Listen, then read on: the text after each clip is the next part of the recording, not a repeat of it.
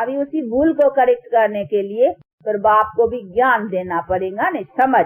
तो समझाने के लिए तो उसको जरूर है कि कोई कॉलेज या स्कूल की तरह से बैठकर कोई भी बात समझानी होती है तो समझाने की तरह से, देखो ये नॉलेज है, डॉक्टर बनाना होता है तो डॉक्टरी कॉलेज है ना भाई, उसमें बैठ करके नर अथवा नारियों को वो शिक्षा दी जाती है जिससे वो डिग्री लेते हैं, अर्थात वो डॉक्टर या इंजीनियर या बैरिस्टर वो नॉलेज से बनते हैं। तो ये भी उसको अब आकर करके इस चीज का भी नॉलेज देना पड़े ना, तो नॉलेज भी इसी तरीके से देंगे ना। उसके लिए और क्या तरीका हो सकता है, मनुष्य को समझाना और उसी स्टेज पर लाना, उसके लिए तो इसी तरीके से समझाना होगा ना। इसलिए देखो इसको कोई कॉमन सत्संग नहीं कहा जाता है, जैसे और सत्संग है बस आया खाली सुना, चलो हम दर्शन किया या 2 वचन सुना बस सुन के चले गए, ये वो चीज नहीं है। ये तो स्कूल अथवा कॉलेज की तरह से चीज है। जैसे डॉक्टरी कॉलेज में कोई जाएगा तो डॉक्टर बन के निकलेगा ना, वो डिग्री पा के निकलेगा।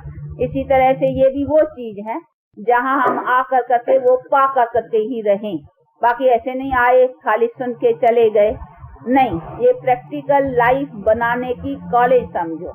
ये प्रैक्टिकल जीवन में हमारी जीवन का आदर्श क्या है, उसी चीज को पाके कैसे रहना है, उसकी प्रैक्टिकल में प्रैक्टिस कराई जाती है।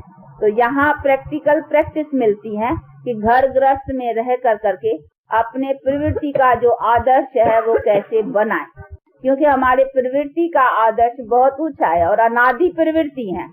अनादि कोई सन्यास तो नहीं है ना, वो जो सन्यास मार्ग है तो उनको तो ऐसे नहीं कहेंगे न कि वो कोई सन्यास मार्ग कोई यथार्थ मार्ग है, नहीं। हमारा नर और नारी दोनों अनादि हैं और उस अनादि दोनों को पवित्र प्रवृत्ति में कैसे चलना है उन्हीं को उच्च आदर्श कहेंगे। इसीलिए गीता में भी कर्म योग को श्रेष्ठ रखा कर्म संन्यास से। वास्तव करके कर्म संन्यास अक्षर भी जो है वो रॉन्ग है, क्योंकि कर्मों का संन्यास होता ही नहीं है। संन्यास भी जो सन्यासी करते हैं ना वो घर गृहस्थ का संन्यास करती हैं, लेकिन कर्म का संन्यास नहीं करती हैं।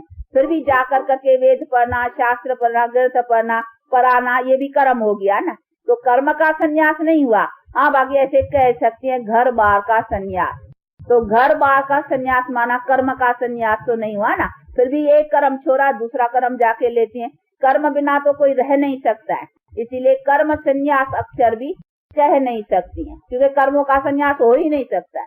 जो भी कुछ करना है वो कर्म ही है ना।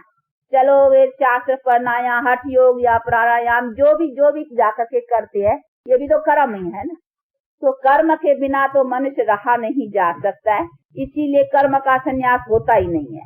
हाँ, बाकी उसको कहेंगे घर बार छोड़ के चले गए, यानी घर बार का संन्यास। पर तो वास्तव कर करके हमको पवित्र बनने के लिए कोई घर बार के संन्यास की बात नहीं है। वो तो हमारे सामने पूज्य अपने जो पूजनीय देवताएं हैं उन्हों का भी आदर्श है, वो भी घर बार वाले थे ना, लेकिन उन्हों को हम क्यों कहते हैं पवित्र, तो उसकी माना घर बार में भी पवित्र थे। और इसीलिए हमारे प्रवृत्ति का नाम भी देखो है कि गृहस्थ आश्रम कहते नहीं, गृहस्थ को कहा जाता है गृहस्थ आश्रम और गृहस्थ धर्म। खास हमारे भारतवासी देखो अपने गृहस्थ और प्रवृत्ति के ऊपर कैसे अच्छे नाम धरे हुए हैं कि गृहस्थ को गृहस्थ आश्रम और गृहस्थ धर्म, तो धर्म और आश्रम का नाम दिया जाता है। धर्म किसको कहा जाता है, जहाँ पवित्रता की बात होती है। आश्रम किसको कहा जाता है, आश्रम में कोई खराबी या कोई ऐसी थोड़ी यहाँ विकारों का या कुछ इसी। आश्रम माना जहाँ शांति या सुख की या पवित्रता की बातें होती।